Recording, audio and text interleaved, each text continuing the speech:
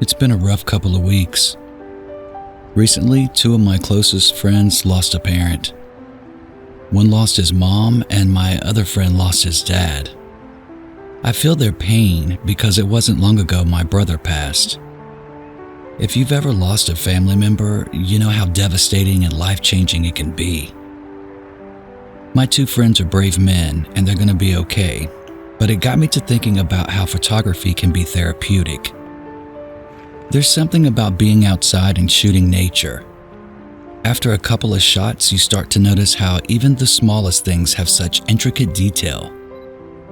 You start to recognize just how amazing God's work is. You start thinking the same thing that created this magnificent tree or plant also created me. For a brief moment, a feeling of inner peace and understanding comes over you. It's why I love shooting nature.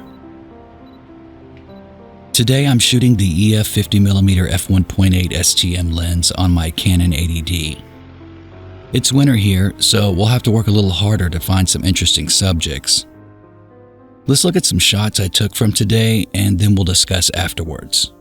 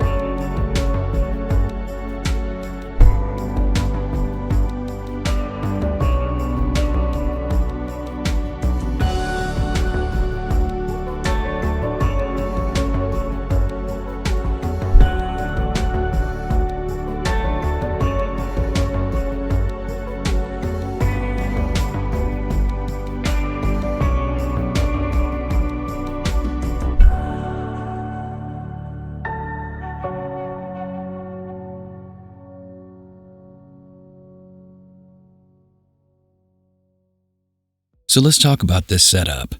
The EF 50mm f1.8 STM is a light and inexpensive lens. You can pick one up for under $130. It doesn't have image stabilization, so if you're free-handing your shots, you'll need to watch your shutter speed. It was windy today, which meant my subjects were moving too. So if you'll notice, my shutter speeds ranged from 1/250 to 1/3000. Later in the day, thick clouds started to move in, so I had to pull out my flash. Without it, I couldn't have maintained the fast shutter speeds I needed to freeze my subject's movement in the wind. I used the Yongnuo YN600EX-RT2 speed light and an Altura 9x7" flash diffuser. The Speedlight flash costs around $125 and the diffuser is $20. You can pick them both up on Amazon. I use this combo for most of my macro work. I like this flash because it's compatible with my camera's high-speed sync, or HSS feature.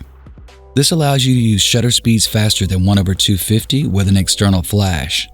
On a sunny day, I can black out the background with HSS. You'll need both a camera and a flash that are compatible with HSS. If you guys want to see a video on using a Speedlight, let me know in the comments and I'll make that happen. The EF 50mm has an equivalent focal length of 80mm on a crop sensor camera. It has a minimum focusing distance of 1.15 feet or 0.35 meters. It has a maximum aperture of f1.8, but I noticed that at f1.8 only the center of the frame is sharp. It isn't until I stop down to f2.2 that it's tacked sharp across the frame. The bokeh is nice with this lens considering its price. At its closest focusing distance, you can really blow out the background, but the depth of field is so thin and shallow. Like I've told you guys before, when you're close to the minimum focusing distance of a lens, the aperture has little to no effect on your depth of field. If you're shooting something that is flat, this might not be an issue. But take a look at this shot I took of these berries. The depth of field is too shallow. In my opinion, all of the berries should have been in focus. I could have cranked down the aperture to f22, but it wouldn't have made a difference. Instead, I should have backed away from the subject a couple of inches to increase the depth of field. Where the aperture does come into play when shooting close-ups is controlling the sunlight. If you're getting close to your camera's fastest shutter speed and you're still overexposed, you can stop down your aperture. I started noticing diffraction at f11. From f11 to f22, sharpness falls off considerably on this lens, just something you need to keep in mind. Probably the best tip I can give you is that when you're shooting close-ups, be mindful of your composition and your background. Even if the background is blown out, the colors matter. Try to get them to contrast with your subject. Pay attention to the edges of your frame too. I'm a minimalist, so I like simplicity. If there's too much going on, it takes away from the subject in my opinion. And lastly, don't be afraid to shoot outside when it's cold. Bundle up and challenge yourself. Use a lens you wouldn't normally use or add a flash to your setup. Stretching beyond your creative comfort zone is a great way to improve your skills. Well, that's it for today's video. If you liked today's show, consider smashing that like and subscribe button. If you have any questions, leave them in the comment section below and I'll answer you. You can also catch me on Instagram here. I'll post some images from today's video. Until next time, I am Todd Norris. Peace out.